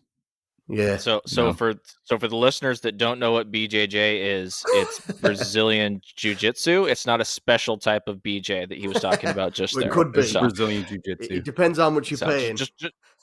Just wanted to clarify that for the listeners. We're not talking about anything else. We're talking about Brazilian Jiu-Jitsu. So, which is growing very quickly in the UK. Tom Hardy, the actor, is like guy who played Bane. He's fucking people up in Brazilian Jiu-Jitsu tournaments. Yeah, he's been doing a lot of like he did the Royal Marines competition thing as well. Didn't he, like not that long ago? But yeah, he's loads of people who I know have trained with him, and that say he's like a real humble guy as well. Like he's not like they say that like he'll go there and he'll train, and people like it's the same I was saying before when people train with the UFC guys, they'll be a bit ooh, and he'll go there and he'll go, look, like I'm Tom Hardy, but I'm just fucking training. That's it. He's like I want to learn, I want to train and get something out of this. So don't be like thinking, oh, I'm grappling Tom Hardy, and he'll say that. He'll get the coaches to say that, and he wants to just be treated as a normal guy, which, I mean, it makes sense, doesn't it? You know, you don't want him to get to end. I'm a fucking black belt now, and then he gets his ass kicked because he actually isn't, because everyone's gone soft as fuck on him. He's the only reason my wife knows what Brazilian Jiu-Jitsu is, because she's like, "Oh, Tom Hardy's doing this thing. Don't you know what this is?" I'm like, "Yeah, fucking talk about it every day." I don't know. You just Whatever. weren't listening. Yeah, she loves Tom Hardy. She's got a big crush on Tom Hardy, Shia LaBeouf, and anybody with the last name Skarsgård. Weird, because I think them Skarsgårds. Skarsgård guys are strange looking. I don't know. People do say it about them, but I look at them and I'm like, they're weird. Like I can see it in Tom Hardy and I can see it in Shia LaBeouf, but the Skarsgård ones, I'm not. That's what I'm saying. I'm like, what the fuck? They're weird, aren't they? They've just got something weird about. I look at them and I just think there's just something not right about you. I just don't know. It's the same thing with my wife and Ben Abbott. She's like, that's like the one knife maker that she knows of. Ben Abbott. I was because he was on Forged in Fire, yeah. and I was trying to. I was at first when I was telling her about Blade Show, I was trying to see if she wanted to go with me, and I was like, well, you might get to meet Ben Abbott, and she's like, okay, fine, I'll go. I'm not seeing that either. I'm not seeing the Ben Abbott walking in, just demasculating you and just taking your wife off you. At least you won't have to worry about him taking him off you. You just go, it's just Ben Abbott. Yeah, it's just, I don't have to worry about that. He comes in with a crowd of bitches on him. Like Hugh Hefner. Fucking yeah. Ric Flair. Yeah. Woo! Oh, man. Woo! All right, he was on Rogan recently. That was a great episode. Oh, I haven't heard that. I'm gonna have to. Let's hear from another one of our sponsors, man. We're a little over an hour in. All right. Well, Phoenix Abrasives here. This is the last one. Hustle and Grind podcast is sponsored by Phoenix Abrasives, your one-stop abrasive shop. When you go to phoenixabrasives.com, click the shop icon in the upper right-hand corner to find all the abrasives you'll ever need. Check out the Incinerator 36-grit ceramic belts, along with the Trizact Gator belts that the hosts of Hustle and Grind use every day. When you check out, use code HUSTLE10 for 10% off your entire order. Thanks, Luke. And one thing I do got to say is that they've got a sale going on over there for their economy belts, which it's basically just like the J Flex and the X Weight. Oh shoot, what are they called? I think they're AO. So I think they're just the aluminum oxide, just like regular cheapo belts, the kind of stuff that you would really only use on like handle material and stuff. But he's got a crazy sale. I think he was like, there was something about they were like the old stock and he was getting some new stock in. I think they were like $160 a piece or something stupid cheap. In a number of different grits. I think they were sold out at 220, but they still had some 180, some 400, some 600. I got a bunch of them. I just put in an order and I was like, oh shoot, you just give me a pile of these and a pile of those. So, and then you can still use that Hustle 10 code to basically get your shipping off if you're spending like $100 or whatever. So, go check out Phoenix Abrasives and get yourself some crazy awesome sales on some belts that, I mean, yeah, we talk about the structured abrasives every single episode, but you still need some other regular cheapo belts for finishing up handles and stuff like that. So get yourself some of those. Especially aluminum oxide. Strangely, I've never. It's weird because I get people asking me questions about stuff all the time, and I'm like, why are you asking me? I don't have a fucking clue what I'm doing. I make it up as I go. But the amount of people who use ceramic belts for the handles, and they're like, I can't get a real good finish, and I'm like, what belt are you using? Just this ceramic one. Yeah, that's why you're not getting a good finish. Use an aluminium oxide. Like the structure on it is different. Like it's made for wood and stuff like that. So it's a lot better. And people are like, what the fuck? And they're a lot cheaper than ceramic belts. Yeah, and they're not going to fucking, like, they're obviously designed different where they're not just going to clog up as bad as, like, a ceramic belt is. But it is weird how many people and who don't tend to know the differences in the belts, because I've had it with the sandpaper as well, the red line, whatever it's called, I can't think of the brand. Rhino Wet, yeah. People are using that for wood. And I'm like, don't use that for wood. Like, use an aluminium oxide for wood. Like, that's what it's fucking made for. That, like, the red line it's made for metal. Like, that's its purpose. And there was a guy who follows me, and he was sanding carbon fiber, and he was using the red line, and he couldn't get like a real smooth finish on it, and I think he'd gone up to like fucking 2,000 or whatever, and you could see the scratches like real bad. And I was like, just try the aluminium oxide, which is what I use. And I said, I only go up to 600, and then I used the wire walls, and I did that, and he was like, fucking hell, it's a massive difference. I was like, yeah, because that's what they're made for. Like the structure of the whatever grit on it is designed for that purpose. It's not as harsh as it would be. It doesn't need to scrape away hardened metal. Exactly. Yeah. Yep. Got to use the right abrasive for the right job. Otherwise, you're just wasting your time. Yeah. So backtracking back to hunks of knife making, we had mentioned doing a hunks of knife making calendar like a while back, and we regularly come up with these harebrained ideas on the show. 95% of them never come to fruition. Whatever. I got more messages on the hunks of knife making idea than any other idea we've had. Like tons of guys being like, I'll submit pictures. I'm like, whoa, pump the brakes. Hold on. Don't send any pictures to me. But there could be something there, Oh, I'm gonna do it. No, like I got enough. I got Sharky on board. I caught him in a live stream one time. He's gonna be on board. Yeah. He's like the first. If anyone said a hunks of knife making, I'd be like, guaranteed that guy's gonna put his name in the fucking hat. He's probably already got pictures like in a tiger skin thong or something. I guarantee he's got a tiger skin thong picture somewhere. You hit the nail right on the head, because I was asking him about this, and I was like, hey, would you be down for this? And he's like, as a matter of fact, I took pictures like that already a while ago for something I was going to do for myself. So I've already got the pictures ready to go. I'll just send them to you. That is exactly what he said. You just see his face. So, when he puts the things up and he's got his face, and you can see it in his face. Like he guarantees has pictures of himself in underwear.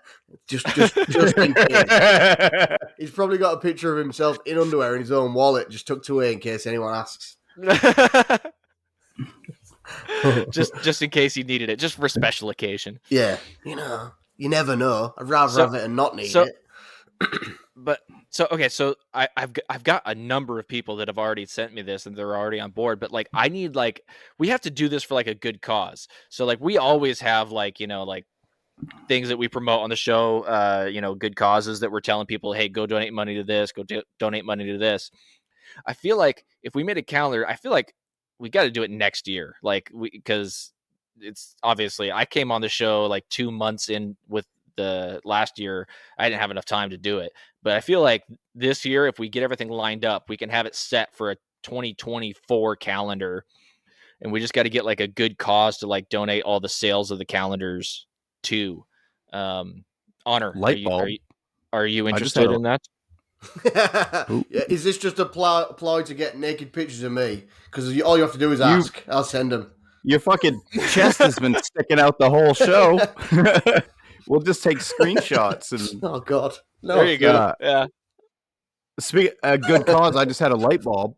What if all the proceeds went to funding scholarships for classes with Master Smiths? That would be a good one. Yeah. That would be good. And geographically, whoever wins it or whoever is chosen for the scholarship, whichever Smith is closest to them that does classes, we could pay for the class. Yeah. That's so a good if they're idea. Down in the South, they can go see Jason Knight. If they're up here in Maine, Nick Rossi does classes. I like that. That's a good idea. I just thought of that right off the top of my head. I'm so smart. That was a good one. I'm going to tell people that I thought that idea. Go ahead. I thought that idea. I just had an idea, actually. Just right now. What is it? What's your idea? Yeah, I was thinking if we donate, I can't remember what he said. You made it sound more intelligent than I could. I'd be, we should just donate money to people who make knives. But yeah, it's a good idea. We recently had one in the UK where there was a few people were getting running stuff like that, and I thought it's so brilliant because it keeps this sort of. It's not a dying art anyway. I mean, it's a constantly growing art, but it would be good. I always speak to people just on my Instagram or on my Facebook, and they're saying, "Oh, I'd love to try this, but I ain't got," and it's always like, just fucking just go, just buy a shit grinder, just go buy something cheap and go do it. But it would be good because, I mean, there's probably countless people who probably are just naturally, even if it's not in the blood, like they just naturally have that skill to do something, knife making or whatever, and they might not have the resources to do it. So stuff like that's always like especially obviously because it's something that I do, and like yourselves you do. So it's good to put something back into that sort of circle in it, rather than like just some fucking random other thing. Like somebody who has natural talent, but maybe doesn't have the money to be able to, because them classes are fucking expensive. Yeah. I mean, they're like a couple $1,000 a piece, depending on who you go to, depending on what the class is, I'm sure it fluctuates, but like a lot of guys who have natural talent, but they're like, I just, like myself, I can't justify paying that kind of money for a class yet. Yeah. Someday I'll get to that cusp where I'm like, I've taught myself everything I can learn. I need somebody smarter than me or more skilled than me to teach me the rest. Yeah. And the amount of information and knowledge and skill that you're going to get out of a class like that is invaluable.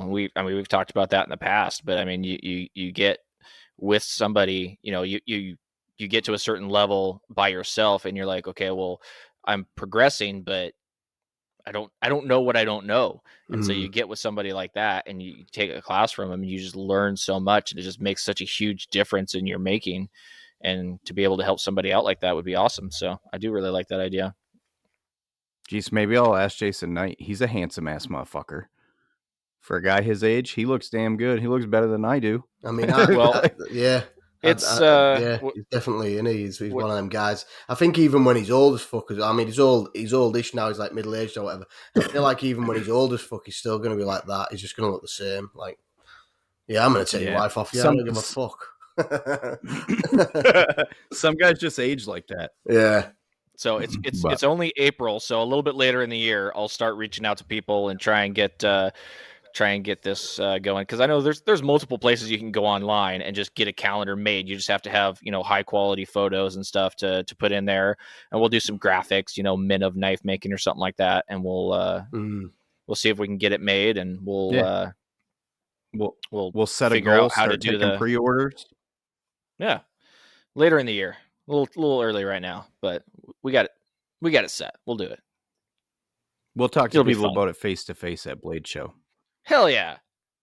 You need it to like laminate it as well, so people can ejaculate on it and just wipe it off. Like yes, that's what we're talking about. Reusable in it. Like, I might choose Jason Knight today. Oh, fucking hell. Oh, and I can wipe it off. There you go. I can use that next week when I fancy another bit of Jason Knight again, or whoever your preference is. It's up to you. Or Ben Abbott in Noah's wife's case. Yeah. Yeah. Now I know why he's doing it. He wants a picture of Ben Abbott in his underwear for his missus. He's just like, "Hi, Ben, could you send me a picture of you in your underwear? It's for a calendar that I've been talking about." Yeah. Cheers. Calendar never appears. Yeah. Whatever month Ben Abbott's on, Noah starts having to buy AA batteries like once a week for some reason. Yeah, Ben Abbott's up again. I've just bought 4,000.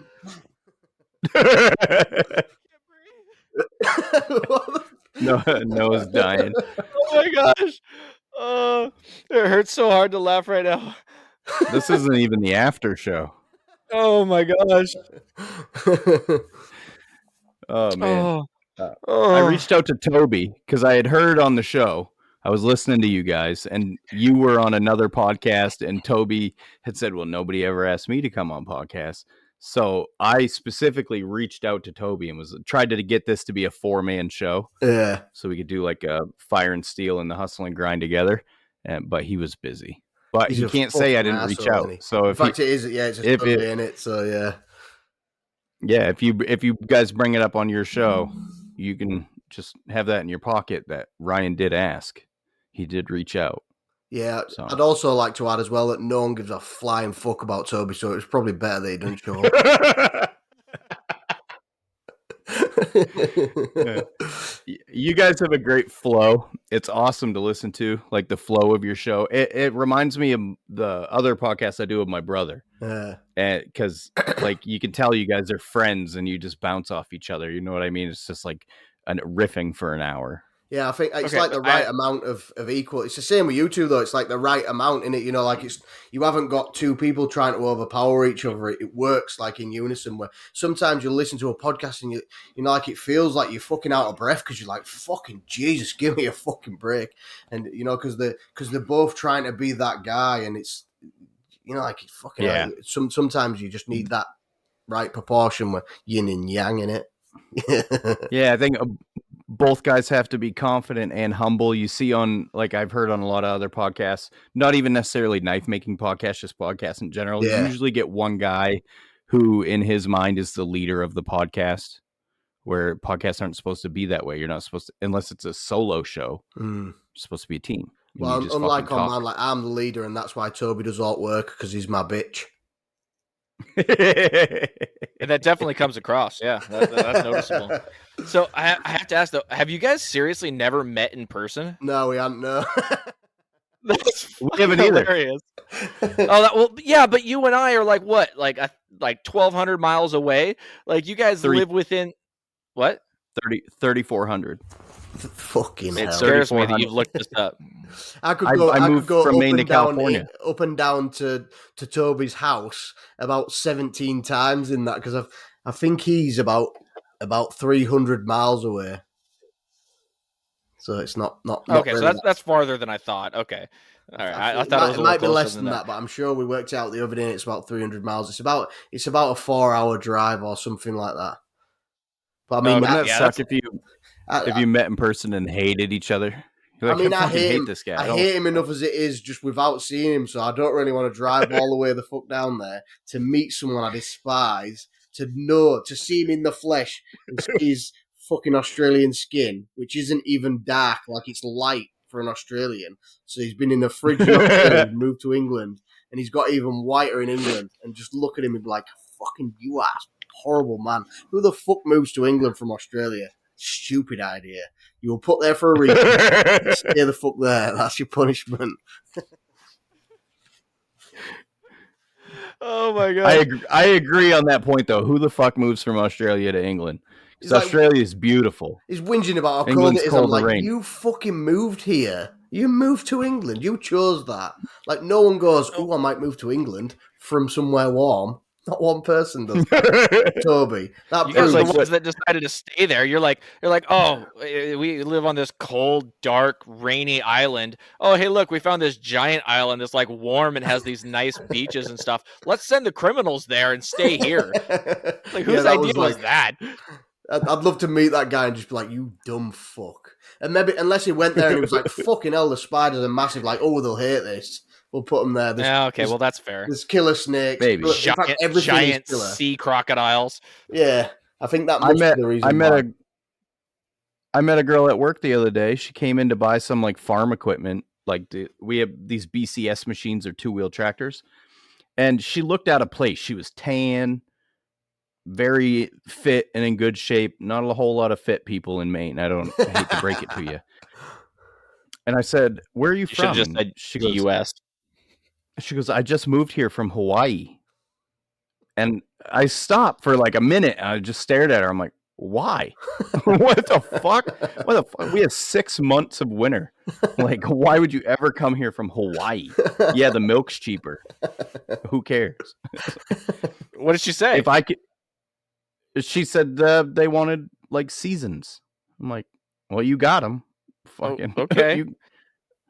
See you soon. What does it matter if the seasons are shit? Yes, seasons are like the worst thing about like England and stuff like that. The seasons, like I want to go and live somewhere where the season is summer all the year round. Like that's a season, and the winter is a little bit colder but still sunny. And then like, oh, it's a bit cold. I might have to put a t-shirt on instead of just walking around with my top off. Then you're feeling it at least, aren't you?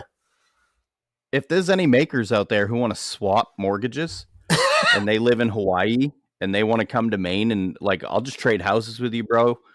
Fenced in backyard, shops all set up 10 feet from the house. Mortgage is cheap. Fucking A, let's do it. Hell yeah. It's funny. It's funny you said about seasons because so here in Central or Eastern Washington, we have the seasons are really strange lengths. So what season is it for you guys right now? In England Is it is spring? spring, yeah. Okay, Yeah, so we had mud spring season. Okay, we had spring last week, and it was like a week or so of like really mild temperatures, rain off and on, and now it's summer, and that I was not. I don't know why I wasn't expecting that because we usually get like 1 to 2 weeks of spring. Every so often we'll get like a month of spring, but yeah, it went straight from 30 degrees, snow, rain. We had a week of mild temperatures, and now it's above 80. Nice. I What- like what- warm. Yeah, I don't know what warm. that is love in warm. Celsius. I do like warm. I used to not mind the cold because I used to think when you're cold you can at least warm up. But now, and sometimes when you're hot you can't cool down. But I'm used to the warm a bit more now. I'm an old bastard, so I definitely prefer the warm to the cold because like my body creaks and makes loads of weird fucking noises, and I get injured when I'm like if I'm cold and I walk a little bit too fast than just a slow pace, my knees will blow out, my fucking spine will explode, and I'm just like a cripple on the floor because I'm fucking nearly 40 years old, and it's like fucking it's probably older than middle age for me. Like it's fucking oh god, I'm For me, it's getting my How old are hands, you? dude. In the cold, my hands are just ugh. yeah. I'm So we're mechanics too, so it's like you're trying to like spin a bolt out with your fingers and they're frozen. You're like, ow, yeah, ow. like everything yeah, it's hurts just horrible. more. Yeah. Yeah. How old are you, Honor? I'm 38. I'm 39 in June though, so I'm clutching on for as long as possible. Me too. I'm 30. I'm 37. How old are you, Noah? 33, I think. I should know this. Yeah, you should have let me ask it. Yeah, I'm 33. There you go. Yeah. Yeah. So I just looked it up. It's 26 degrees here for you, Honor.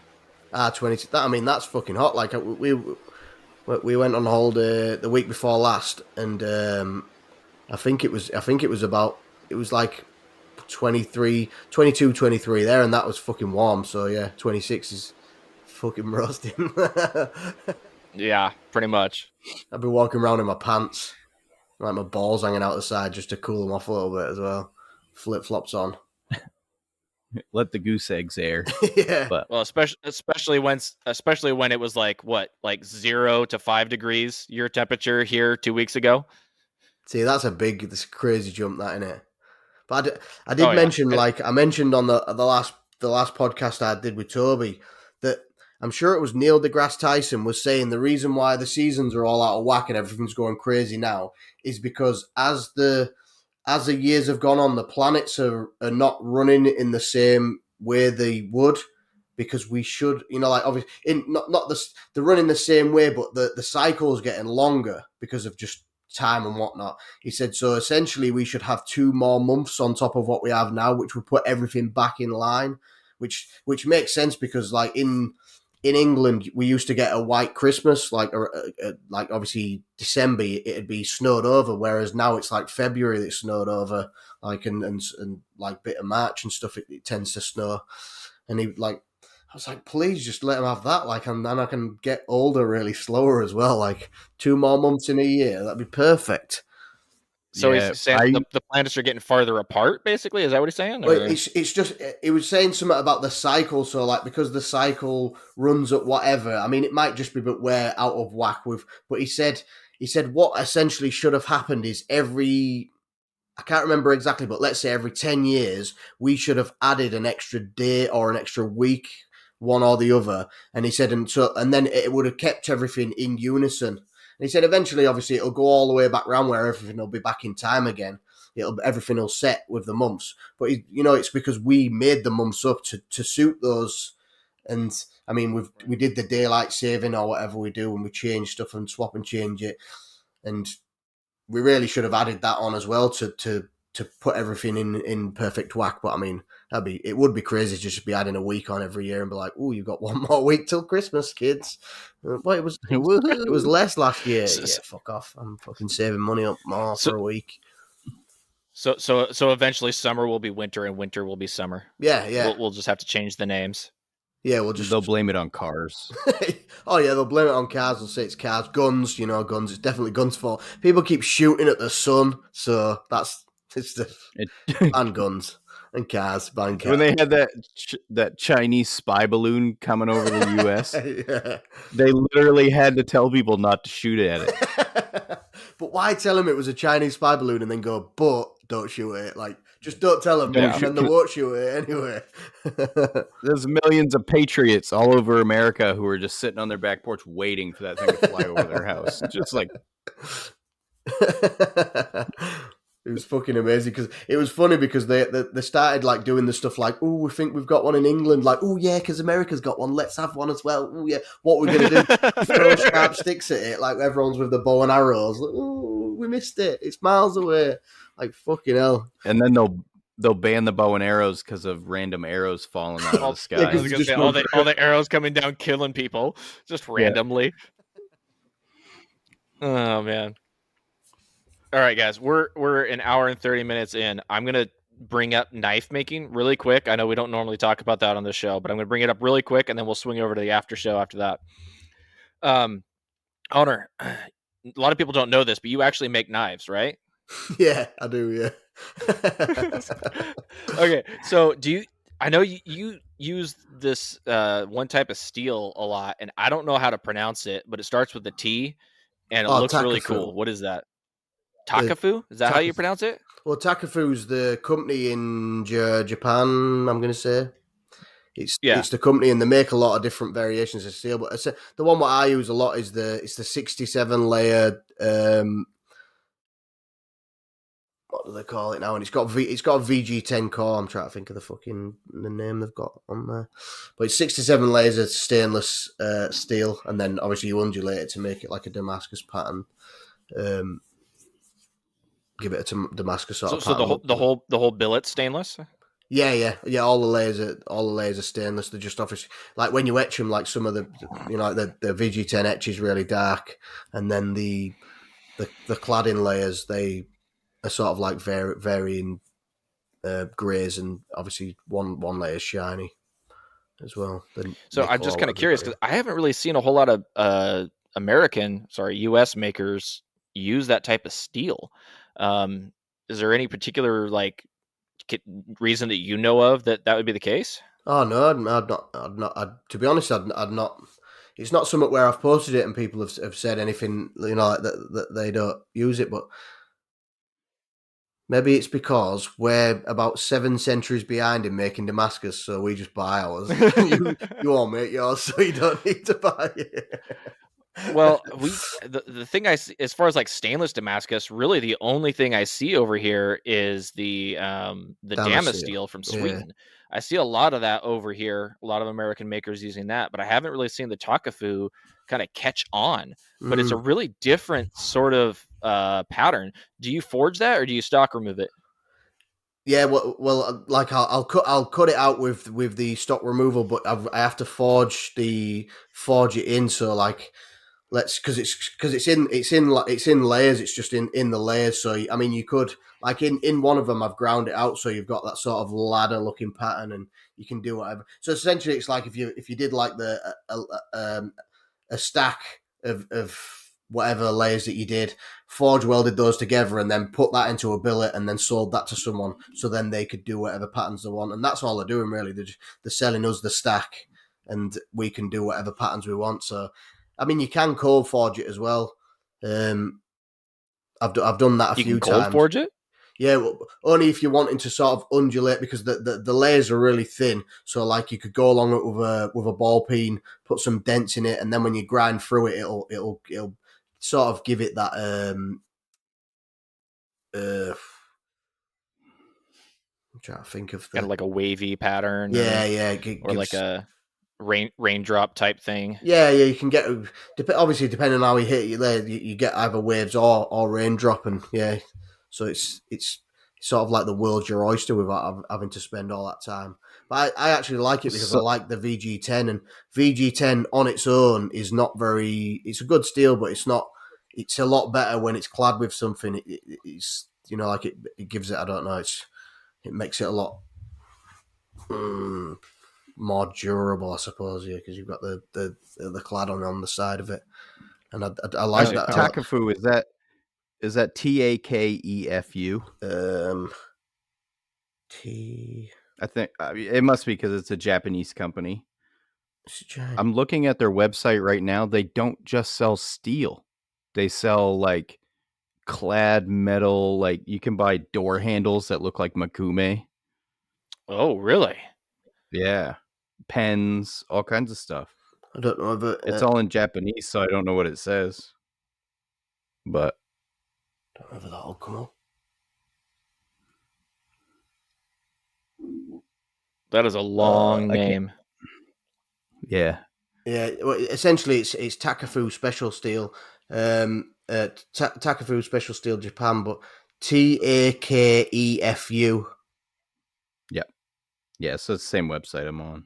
Oh, so it's China. Yeah, they got clad metal, cutlery steel, contract processing, clad art, which is what I was looking at. And like if you wanted a nameplate, they can make you a nameplate that looks like Makume Gane. That's cool. Door handles, all kinds of shit. I suppose they've got to start somewhere, though, aren't they? Because they couldn't essentially just be a knife steel company, because it's especially in that sort of niche style of steel, like cheap fucking cutlery companies aren't buying that to make their knives and forks, are they? Yeah, it's kind of a smaller market, I would imagine. So where did you get started using their? Where did you get started using their steel? Like where did you like? I know there's that one Australian guy we were talking about that you get a lot of stuff for knife making from. Where did you first see it, and what kind of drew you to that? Well, I actually went to a long time ago. There was a show in UK called Northern Shooting Show, and I went up there with John from Multitool, who's another Australian guy who moved to UK for some reason. But he sells my first knife grinder. Oh, the Multitool, yeah. Mm-hmm. The 2x36. Yeah, I've got one at workshop. I haven't used it yet actually, but they're one what I wanted for fucking ages. But then I got a 2x72, so I was like, don't need that now. But they are good grinders for like sort of starting up grinders as well. But yeah, I went there because I spoke to him quite a lot, and I had one of the 84 engineering grinds, and he was obviously selling those. So I went to the Northern Shooting Show, and while I was there was a guy called Richard, and he owns a company called Barman Special Steels, and he sold that. And originally, I ordered while I was there. I saw like a San Mai what he had, and I ordered some of that. And then I noticed another time that he had, which was a VG10 core and just a stainless steel jacket. And I noticed when I was on his web, I noticed on his website he had other stuff because it was from Takefu. He had the 67 layer, so I thought, I'll try that, and I ordered some of that. And for some reason, like obviously, like when you're starting doing heat treats, you're going to ask people, you're like, oh, you try what? And I spoke to a few people and tried a few heat treats, and I was like, fuck this. So I fucking jigged my own heat treat from like the data sheet they have with theirs, and like janked it up a little bit. And then when I tried that, like the fucking edge, like the retention on the edge was just fucking mint. And I was like, fuck, like I'm going to use this steel. And then obviously once you're continuously making knives, and I do the videos where I test the edge, like hitting bits of wood and whatnot, and people then start ordering a knife with that steel. So then it's just sort of, because I've got fucking fuckloads of different steels, but no one wants them steels. So they're just sat there either rusting or just sitting there looking at me like, use me. But the Takefu stuff, the 67 layer is like the most common steel that people want me to make a knife from. So, and it's sort of developed from there. And I do really like the edge retention on it and the durability of the edge on it as well. How's their pricing? How's the prices on that stuff? Let me think now. So it does seem expensive. I think, well, obviously, like before when I first ordered, I ordered a bar, and I think it was a meter long, which I don't know what that'd be. 3 feet. It was 3 feet long, and I think it was 50 mil, so that'll be 2 inches, 2 inches, and then it's like it was 3 mil thick because for kitchen knives, and I don't have a fucking clue what that is in the It's about an eighth. right. That's about an eighth of an inch, And that which is standard. That's is it? Yeah. Yeah, for stock removal. Yeah. And I got that in two. I got 2 knives out of that, but I mean, I sold them for, and I think that was 200 and £230. I think it might have been 260. I can't remember. Maybe 260 with postage. But that, like, at that time, that was a lot of money, especially because I was selling I sold both those knives, and I think I sold both knives for £300. So I lost out really on that. Like, I sold them for £150 each. I think it was £200 each. So I lost out because I used the materials and time and whatnot. But I mean, it got me onto something better. So it's investing in myself really more than anything. So 230 pounds. Well, 230 pounds would be $263. Oh, so it's almost equal. Yeah, that's actually not bad. That's not bad for a 3 foot, 2 inch bar. Yeah, 3 foot of stainless Damascus. That's pretty cool. Well, that was just for the San Mai. Sorry, like at the moment I'm buying. Okay. I buy the 67 layer stuff. I buy it in a sheet now. Like, I buy like a bigger sheet that he sells, and I think they sell it in sheets. Wow. Damn. Imagine the equipment used to make Damascus sheets. Yeah, like the sheets are like. I mean, it will go to him on like a bigger sheet, and he cuts it down, because I think the sheet is probably, like, obviously it's a meter by. I can't think how wide they are. I'm gonna see if I've got an invoice from, because it's been a while since I actually ordered anything from him. Here we go. So, in fact, sorry, they're 1,250 millimeters, so they're over a meter. 3.2 millimeters by 240 millimeters by 1,250 millimeters, and it's £900. So that's a lot of steel for $1,000. Yeah, it's like, what I find with, because a lot of the places just do the bars, like the bars, and when I'm doing the stock removal stuff, if I get the bigger sheets, I can maximize it, because I have found with the bars, because the majority of the time I'm doing like custom knives, so I'm custom designing it on that, and then you have like the little shitty bits left over, which you can't really do fuck all with. And I'll save them all, and I'll end up with a fucking big tray of fuck all what I can't do fuck all with, or you could make a canister or whatever out of it. But then I thought, if I order a sheet, I can try and get them as fucking neat to each other as I can, and utilising the one cut from the other one where there's a space, just push it against there. I know I can grind a little bit away if I slightly make it over, and I do tend to get a lot more out of the bigger sheets. But then it's got to be beneficial to people as well, and the people who might not be able to afford a big fuck off sheet, so it's eventually it's where people want to go. Yeah, I started doing that with some of my stock removal stuff. If you get something that's 4 inches wide, as opposed to like the heel of a chef knife generally is around 2 inches, but if you get something that's like 4 inches, you can trace one knife this way and then flip it around the other way, so that the handle is kind of fitting into where the heel is and that sort of stuff, and just try and save as much material as you can. Which, if you're buying Damascus and sheets, I mean, it's even more important to try and save a lot of that waste as possible. Because I have found as well, like, especially in the UK, I don't know if you get it there, I think you have more of a variety of like the heights of the steel. Like, a lot of the steel here is like maybe 30, 40, and then it'll go up to like 60, and then some of them at the time when I was ordering steels, they wouldn't go like more than 60. And I remember, like, I drew loads of knives and they were bigger, like, because of like the sort of the shape of the knife, it went over that, like with the handle and stuff. And it's like, fuck, now, like, I mean, now I've got to slim down my blade and I've got to make everything to fit this. But then why should I have to design my knife to fit the steel? I should be able to get the steel and just put my fucking design on the steel. Yeah. Yeah. If makers are gonna be making a lot of knives out of the same steel, it's way, way better to buy it by the sheet. Yeah. So like I do these little cleavers for a restaurant, and they're 3/32 thick of 1095. And the first batch of 50 I did, it was $500 to buy it in bar stock that was 4 inches wide. The second batch I did, I bought 2. So it basically equaled out to a 4 foot by 4 foot sheet.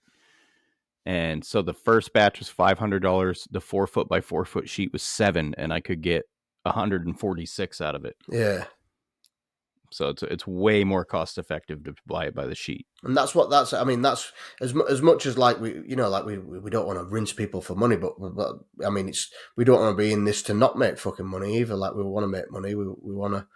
And I mean, even so, you could sort of, if you really wanted to, you could bring your prices down slightly. But who the fuck wants to do that? If people are happy paying that price, then they're happy paying that price, and we can profit more from it.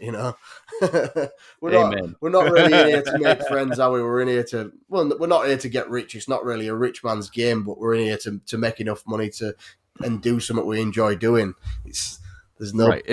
If you're not making money at this, then how are you going to keep doing it? Because it's fucking expensive. Oh yeah, it's like it's like the shittest, expensivest hobby ever. Yeah. Hey, there are people who have become millionaires by being knife makers, and the reason that they were able to become millionaires is because they quit knife making.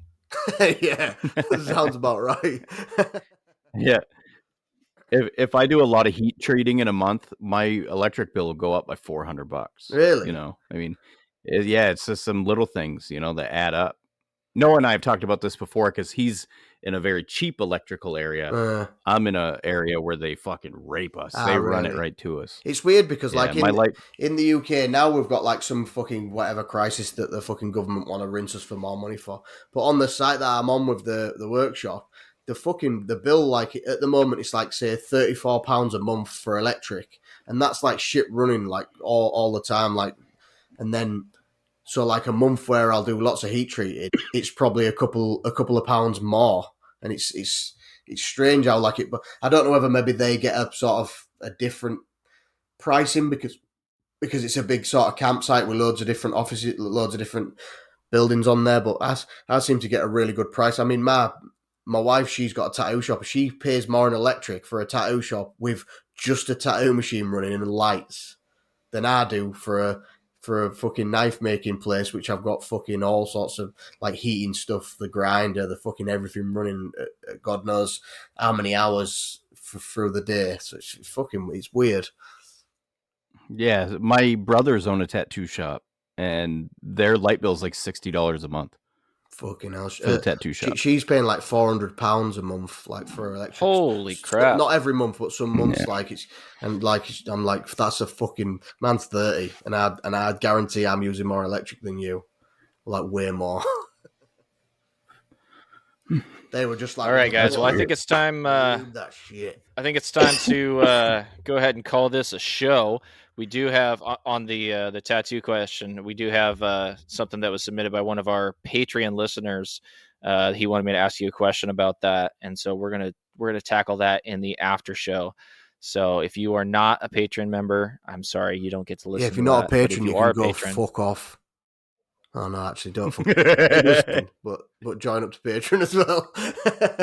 Thank you. Yeah, please do join up to Patreon. It helps everyone. So thank you very much to all of our patrons. We appreciate all you guys. We'll shout you guys all out next week, hopefully. We forget to do that a lot, but we've been in this for a while, so we need to go ahead and head over to the after show. Thank you all for listening. Honor, thank you very much for coming on the show, man. We really appreciate it. Thanks for having me on. To those of you who aren't going to be listening to the after show, we'll see you next week. Bitches.